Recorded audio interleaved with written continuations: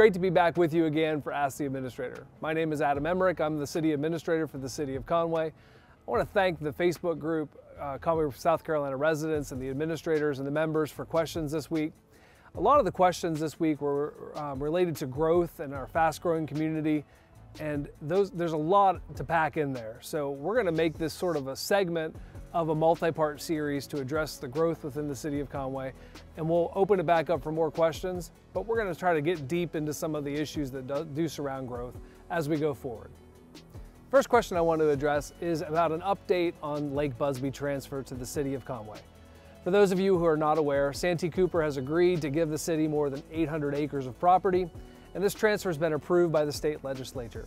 The property was all associated in some way with the Granger steam plant, which was decommissioned in 2012 and demolished in 2014. This includes the former Lake Busby, the former ash ponds, the steam plant site itself, and a lot of the wetlands that buffer these sites.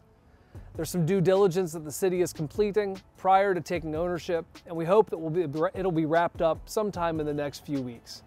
That will allow us to take possession of some amazing pieces of property. Nearly the entirety of this site will be held in conservation. Less than 15 acres will be available for future development, and that development will not be residential when it eventually comes.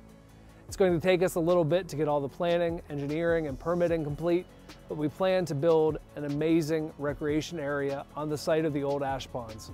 This will include a beach, over 3 miles of boardwalk, an inland marina, and more. I would estimate that construction could start in the next 24 months or so, and completion will take probably more than a year. So hopefully this time in 2028, we'll be enjoying an amazing new recreational asset for the City of Conway. There are a number of questions all dealing with growth in this segment, as I mentioned, and growth is the biggest concern in the area, and with good reason. We're one of the fastest growing areas of the country. Using population estimates, this county is planning to grow by hundreds of thousands of people over the next decade alone. The demand remains incredibly strong despite the rising cost of housing and the continued high interest rates that are starting to affect the housing markets in other areas. But growth isn't something that I can tackle in just one episode of Ask the Administrator, so we're going to break it up into a series and address each episode over the next few months. Today, let's talk about this notion of out-of-control building that is taking place. Any development that is in the City of Conway is subject to our codes and regulations, specifically our Unified Development Ordinance, or the UDO. The UDO was adopted by the city in 2011, and it's updated at almost every single city council meeting to address new problems that were unforeseen when the ordinance passed. The UDO includes both zoning and land development regulations. It is not easy to build anything in the city, and if you've tried to build a shed, a pool, or a fence, you probably already know this. It's 1,000,000 times more difficult to build a subdivision. Before City Council even sees a new request for a subdivision, it's probably been in some stage of review for nearly a year. Once City Council reviews and considers a rezoning or annexation request, if they approve it, that development will likely take 2 additional years before the first home is constructed. 3 years from submission to housing is the norm and not the exception.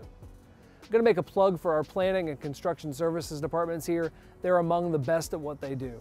Our staff lives in Conway too, and like you, they're concerned with substandard housing, traffic, a lack of retail shopping, and medical services.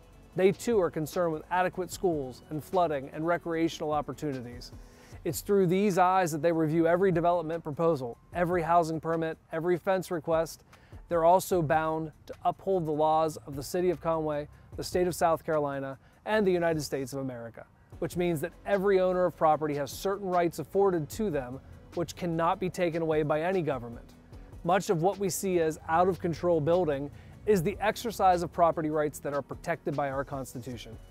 In the coming segments of this video series, I'll address specific sections of the Unified Development Code, how they work to balance private property rights with the protection of our residents and business owners, and I'll also address things like I've answered previously, like why don't we have a nicer grocery store or a new hospital or a Hobby Lobby?